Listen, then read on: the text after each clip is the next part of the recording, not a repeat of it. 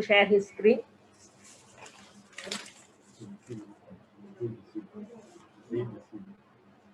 Dr. Krishan Shub is the Director and HOD Pediatrics of PICU, Gurgaon. He is the founder chairperson Intensive Care Chapter, IAP, and past chairperson Respiratory Chapter, IAP, past director Institute of Child Health, past secretary and president Delhi IAP, and past associate editor Indian Pediatrics. Now we go on to the, I invite Dr. Krishan Shub to talk on counseling in difficult situations. Sir, you have 15 minutes, and before the 2 minutes before the end of the session, we'll give you a prompt. Over to Dr. Krishan Shub. Thank you. Thank you so much, Dr. Thangavelu and the IJPP team. Let me start right away with my topic. It says counseling difficult situations, and I take it that we are talking about difficult situations mainly in the PICU. When we are doing counseling, we have to remember that we are basically talking to, of course, the attendants, whether the father, mother, grandmother, and the uncles and aunts who are available at the time when we are doing our counseling. But too often we forget the child himself. Children who are very small, infants, maybe we cannot communicate much to them. But older children, they can read our faces, they can read our language, and they can make out that we are talking something serious. And if we don't take them into confidence, don't explain in the simplest possible way, then we are probably increasing their anxiety and tensions. But it's not in our kind of situation. It is not only the family members who are present in the hospital. Then there are those who are at home and they will make phone calls, or they want to be there at the next counseling session and all. We have to make sure that they are also taken into confidence when we are counseling.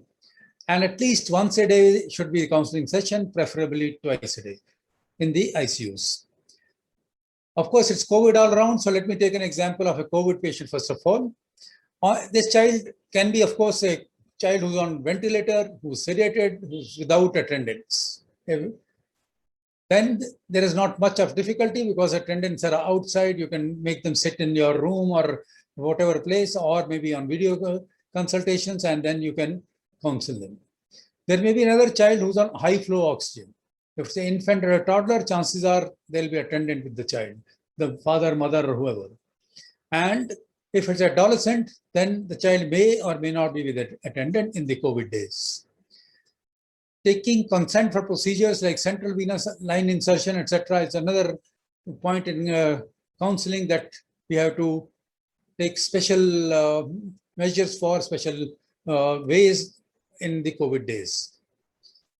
Now, we should take the help of technology. That's what helps us. Whether we use a mobile phone or a mobile phone with a video, or what we call our command center. The principles are that there has to be a visual contact with the family, because there is an extreme anxiety with COVID.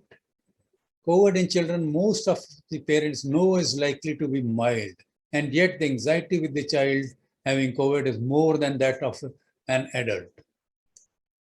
So what we have in our hospital is something like this. When the COVID season started in, let's say, about a year back or more than that, this is how we used to have. We had a command center, what we called a command center. Here, there were many such screens, and we would sit in the center and we could communicate with the child. You can see the child and the mother, and we can see the monitors and so on. Then the camera can be zoomed to whatever we want. We can zoom it to the patient. We can zoom it to the monitors. And once we have seen all this, we again try to zoom it onto the patient and the family and the mother in this case that I was showing, and then speak to her. We ask her to show us the face, okay, to make the child do this, we make the child do that. So it's almost like a clinical examination that we are doing. It gives the parents much more satisfaction. Of course, there are doctors inside the COVID ward and the COVID ICU. Of course, there are nurses and all kinds of help is available, but yet many a times a patient has come in the private facility in the name of some consultant. The parents and the older children, they want to communicate with that person in a way. And what we have devised is this. Now, this was done in one of the ICUs, and then in a second ICU. But as more and more cases started coming, the first wave itself, we were just overwhelmed and we could not cope up with the numbers there. So then we resorted to the mobile phone technology. The mobile phone would be in the hands of the doctor on duty inside the ICU. And he will take it one by one to the next patient and the next patient and next patient and show us the patient on the mobile video and make us talk to the parent or attendant sitting there. That is how we did our counseling during the COVID days. So too much of COVID, let's move on to something else. Scenario 2 is this. There is an iatrogenic life-threatening complication. Pneumothorax while jugular long line was being inserted. Consent was taken. Complication is mentioned in the list of the consent form, but is that enough? This is what happened. You can see air everywhere. So there is a pneumothorax, pneumomediastinum, and all these things have happened. What do we do in such a situation? We had taken the consent. We had explained. And yet, first of all, first thing that we'll do is, of course, stabilize the child, clean up the bed and the surroundings, call the family members, maybe one or two of them, show them the monitor readings, the child, and all the things that you have done to convince them that the required immediate treatment has been provided, explain to them in their kind of language as to what exactly happened. We had told them that this was a possibility, but when they see it, it is a very different story. Let them ask their questions. Don't be in a hurry to leave this bed and go to the next one or to do your next procedure or something. Unless it's something like a CPR required to the next patient, stay with this one. Let them take some time to absorb, to take it in as to what exactly has happened. Let them ask their questions. Let them ask how much time more it will take. Let them ask, is the child still in danger? Let them ask, does it mean a lot more expense to them? There may be many, many more things that they may be bothering them.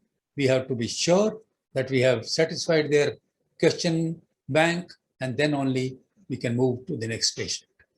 This is something that does not happen too often in the ICUs, but does happen. Let's take the third scenario. Iatrogenic life-threatening complication is there, but this is a patient who had ALL. He developed swelling of lips and hoarse voice, difficulty in breathing, skin rashes, all these things immediately after being given L-asparaginase in the presence of the mother in the bone marrow transplant unit. So this was anaphylaxis to a drug.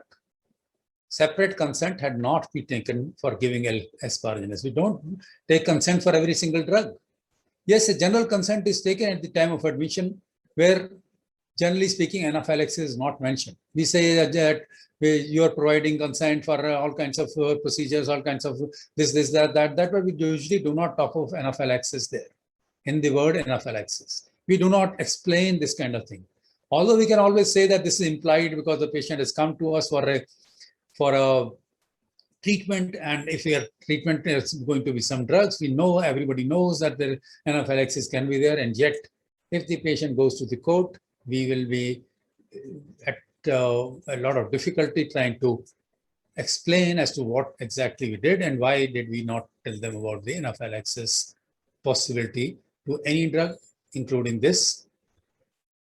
So in that kind of situation, our problem can be even more difficult depending on what kind of parents and patients that we have. The next scenario. It's an 80-year-old child who was brought to the emergency room with fever for 5 days and vomiting. Had meningeal signs, borderline low blood pressure. Was advised immediate admission. Fever came down after 1 hour of the antipyretic. Child started feeling better, and parents decided that they'll take the child home. After all, their main concern was fever, and that had started coming down with the antibiotic. Maybe we had given an intravenous paracetamol and they were using the lesser oral dose at home, or whatever the reason, fever had come down significantly. So they decided to take the child home. We tried to explain them there are meningeal signs and blood pressure is also not in the fully normal range. Yet they decided no, they have to go because the child has started improving. Not much that we could do. Next day, the child was brought again as he had developed persistent seizures now. And he was now frankly hypotensive. Now, the child was treated in the PICU. Shock remained, catecholamine remained resistant, did not regain consciousness. And in the PICU, parents were constantly blaming each other for not having followed our advice the previous day. Next day, the child died. So we are talking about a death with a family guilt. Again, what are the issues here? Post-death counseling sessions was repeatedly interrupted due to the parents breaking down. They would start crying, and we would have to wait, give a sympathetic look on the face, keep quiet for a while, try to get them out of their crying episodes. They asked many, many times, would the child have recovered had they admitted the child on the previous first visit to the ER a day earlier than the actual day of admission? What do we do? We know it's a very, very sensitive issue. What are the sensitivities involved? Well, the child, what did I say? Well, the child may have done better, but he did show some improvement after the antipyretic at that time. So can't really blame you completely for your decision. Second thing, when the danger sign appeared, like the seizure, you did bring the child immediately to the hospital. When I said these two things, was I speaking the truth? The whole truth? Is it better to speak the truth candidly at this time? At this particular time and this particular situation? Guilt in parents can persist and persist for long. It may be all right to speak untruths, half-truths, sometimes in PICUs. Thank you.